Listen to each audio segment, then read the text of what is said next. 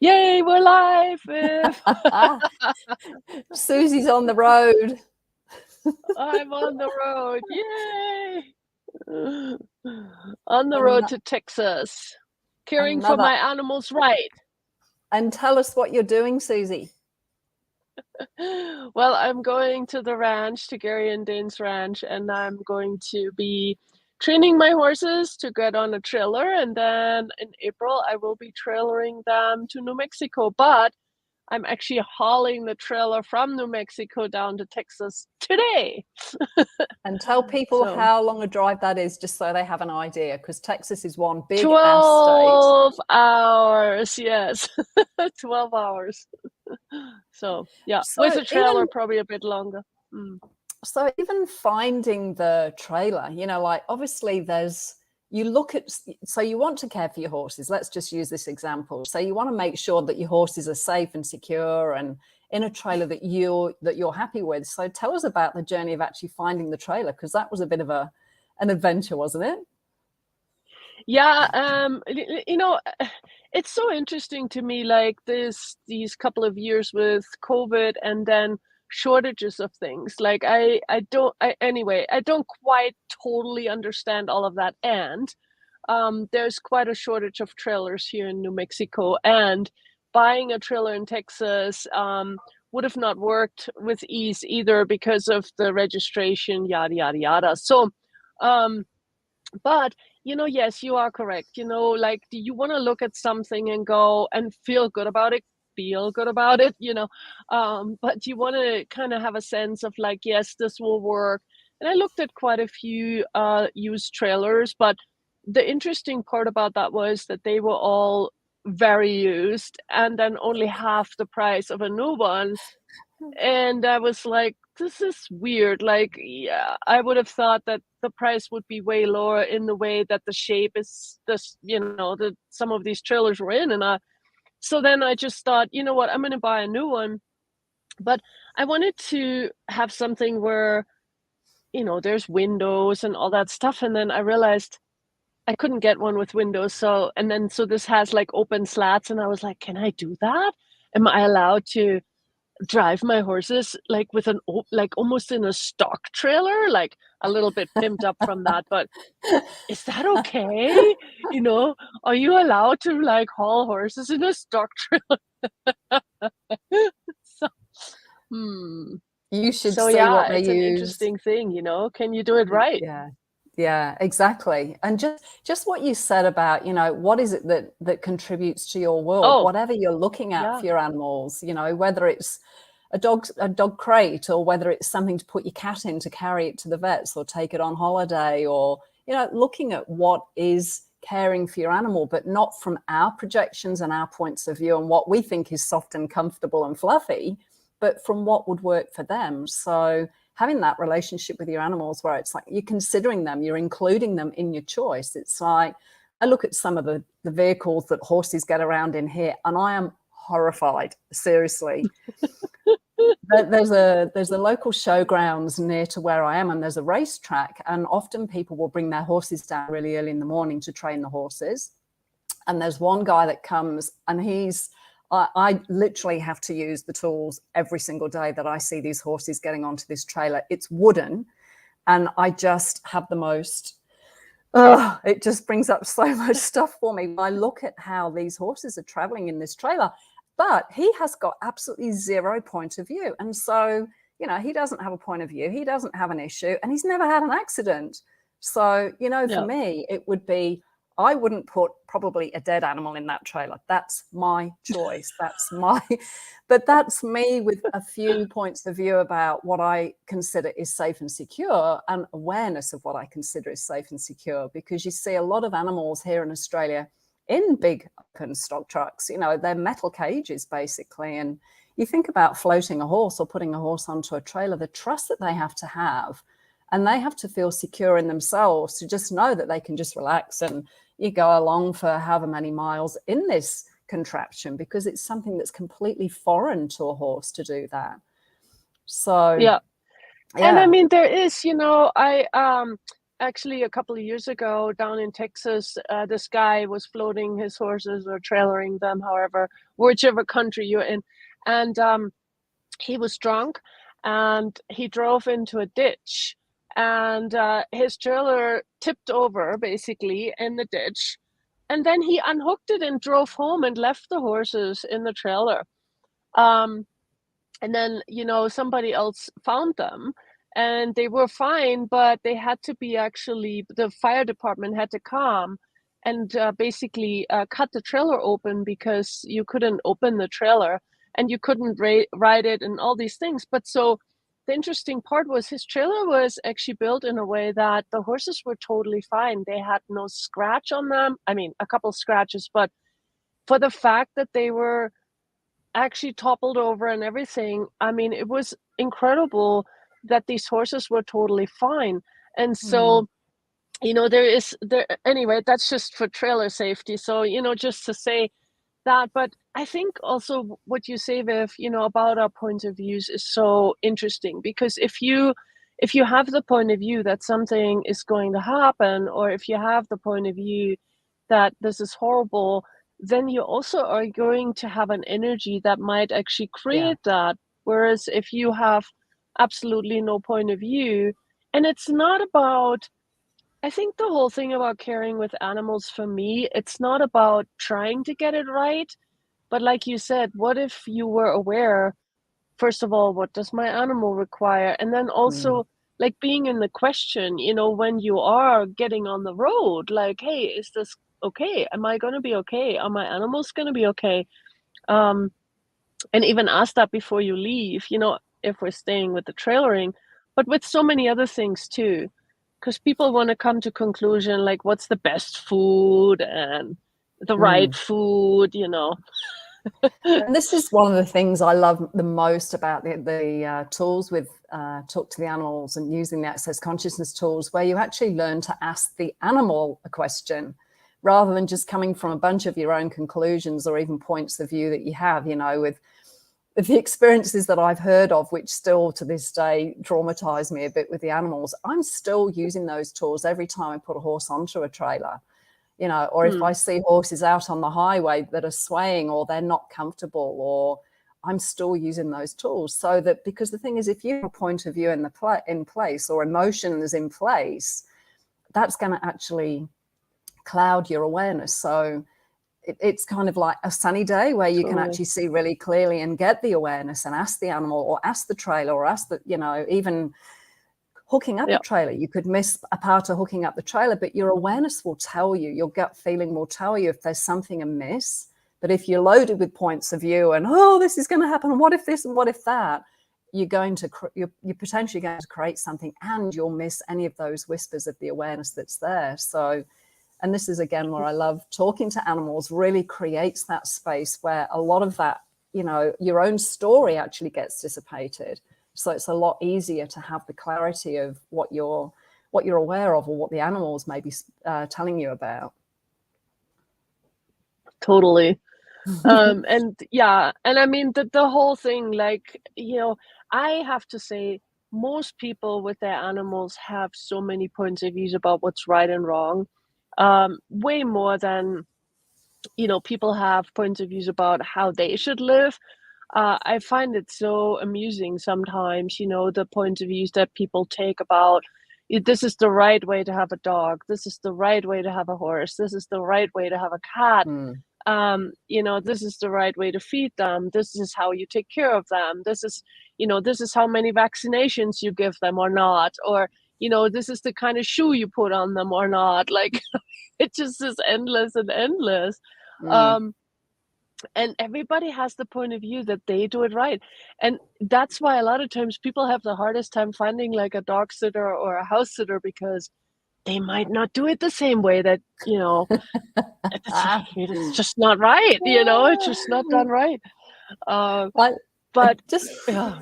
Yeah, on that note, I know when I started fostering greyhounds, it's like, well, I don't want my life to end. I still want to be able to travel and go overseas and, attend events and what have you. So one of the deals that I set up with the greyhounds is, hey, look, if I adopt or if I foster you temporarily and I need to go away, will you pull in whoever you desire to care for you. And it's been incredible. The people that I've met through Mm. those connections, just ask your animal, hey, who would you like to look after you and care for you? And don't get too controlling about leaving reams of paper as to they do this at 6 o'clock in the morning and this, don't do this and don't do that. It's like, allow the journey, allow the process, you know. So it's been really fascinating to see who the dogs have actually introduced me to with asking that Mm-hmm. question. Who do you want to care for you, you know? Yep, They're smart. totally. Yeah, they know, and and then us really letting go of our point of views, and yeah, just relaxing, you know. Mm. Gosh, and I mean, yes, you see many, many situations where animals are not really taken care of, and you wonder about that too. And when a lot of times, even in those situations, when you ask the animals if they're okay, they're like, "Yeah, I'm okay." And you're like, "Wow, this is so strange because from my point of view, this would be horrifying. I would not want to live like that." And the animal is like, "I'm okay." Okay. Yeah. Yeah, especially when you see things like street dogs. If you've come from a background where you really look after your animal and they're part of the family and they're well fed and they're warm and they're, you know, they've got some meat on their bones, and you see these street dogs that look as if they're mange ridden and ribs are sticking out, and they're some of the happiest creatures on the planet. Go Yep. figure. You know, Go it's figure. again, yeah, it's our points of view. So can you get caring right? Only if you're judging yourself, only if you've got these expectations or you're trying to follow a book as to, you know, somebody else's opinion. And look, some of that information could be very valuable to you, and some of it may not work for you or your animal. So this is the Mm. gift of, okay, so if I could care for you more, you know, if there is something going on with your animal, that they're distressed or there's some health issue or they're not happy, you know, they're not happy. Okay, if I could care for you more, what would it be? You know, is there something I can change here for you? Is there something that you need adding to your life or taking out of your life? So, you know, this is the art of asking the question and just being in space, just allowing that space when you ask a question. It's not about rushing to find the right answer, you know, because your brain will start jumping through hoops trying to give you the right answer, because that's how we were trained at school, you Mm. know. So the thing about Yep. asking the question is just being silent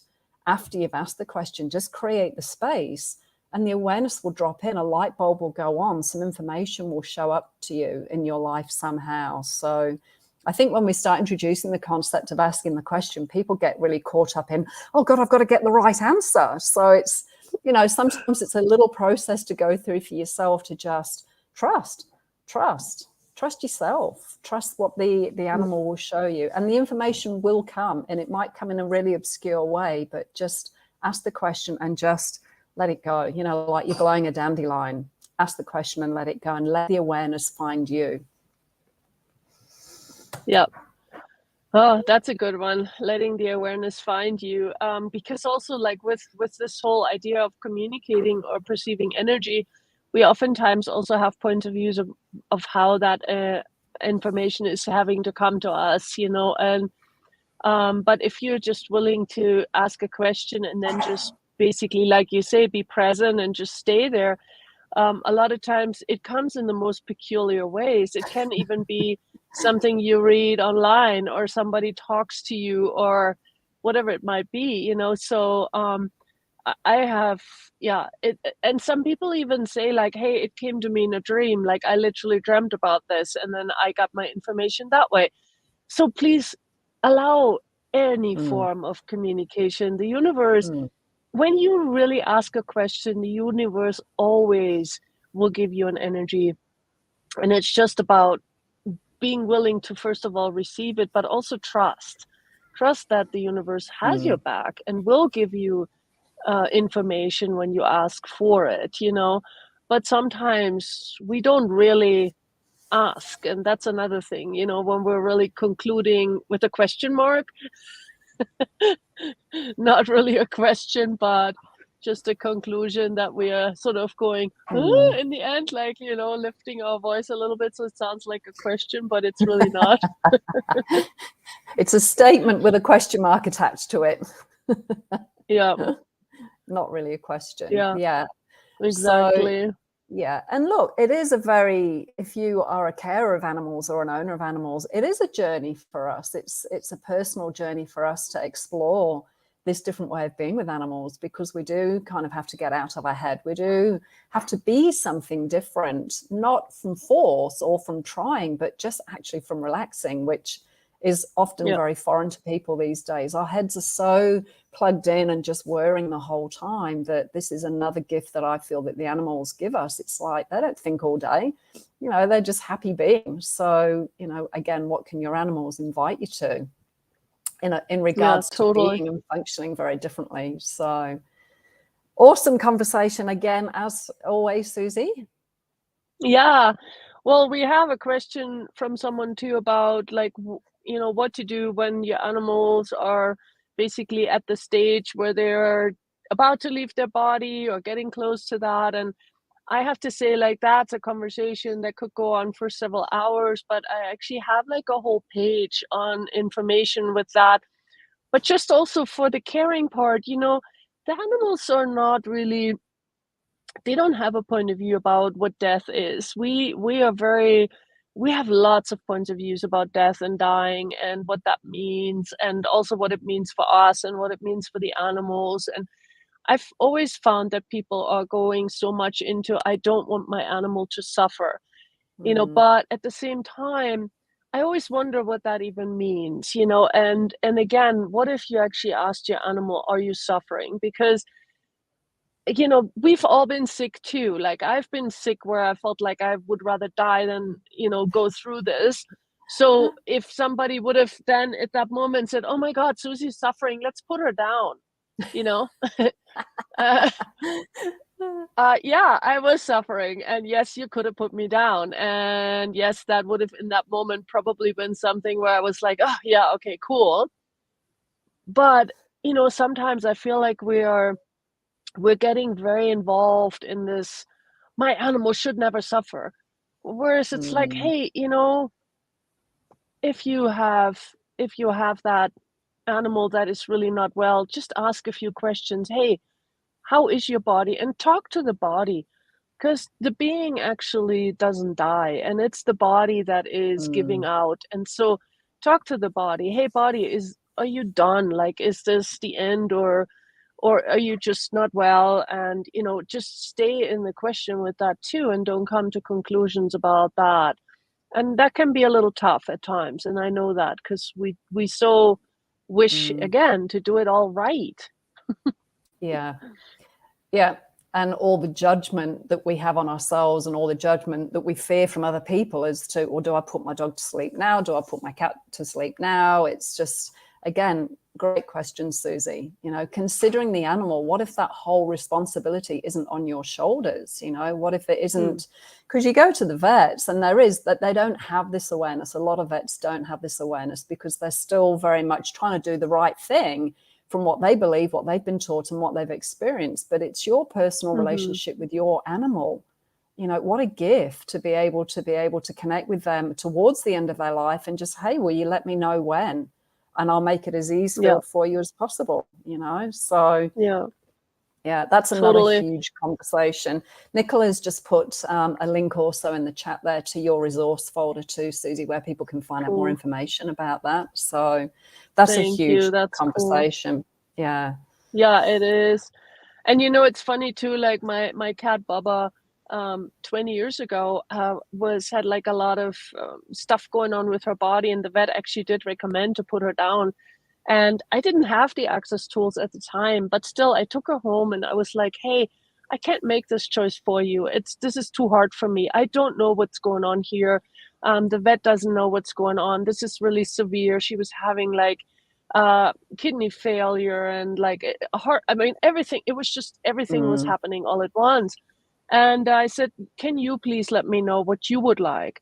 And then and can you make it really clear for me? Because I was like, you have to actually hit me over the head with this because I can't do a subtle thing. Um, and it was very interesting. She picked something that to me was like very, very clear to me. Thankfully, she made it very clear to me that she wanted to live. So I brought her back to the vet the next day and I said, "Look, I'm not putting her down. And can you please do whatever you can to kind of, whatever this is, let's just tackle it one moment at a time. And this is really cool because she was 2 at the time, and she died when she was 21. Wow. Wow. So she lived a long time after that, but that was her choice. That was totally entirely her choice. There's a Yeah. huge section. There's a class that Susie and I both facilitate, and there are other Talk to the Animal facilitators around the globe too, that we have a class called Start the Conversation. And this is always a topic that opens up so many possibilities and creates a lot more peace for people, because, I mean, we love animals, but it is really tough when they choose to leave their body. And just knowing these processes and having these conversations and having tools. So you receive tools in the Start the Conversation class that actually help you through the process, but also contribute to the animal's body and make it a lot more ease-filled for them to leave when they're ready to leave. And just what Susie was saying, you will develop that clarity. And I personally couldn't think of anything more honoring after your animal has been with you for as long as it has, and you've had the relationship that you have, that you create that space for them and be an allowance of that time. Doesn't mean that you're not going to be sad or cry or grieve, but it can be a very, very different experience for you and the animal.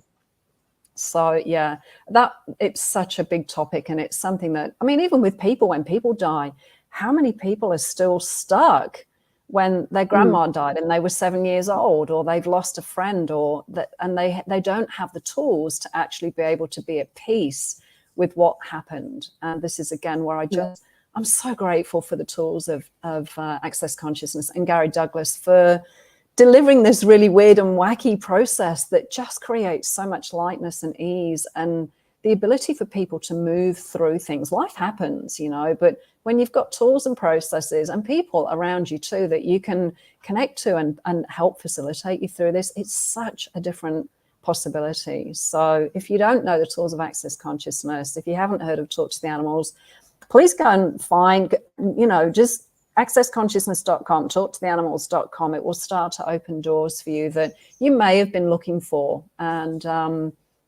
it certainly transformed my life for the last 17 years and probably 20 or longer for Susie. So something's working.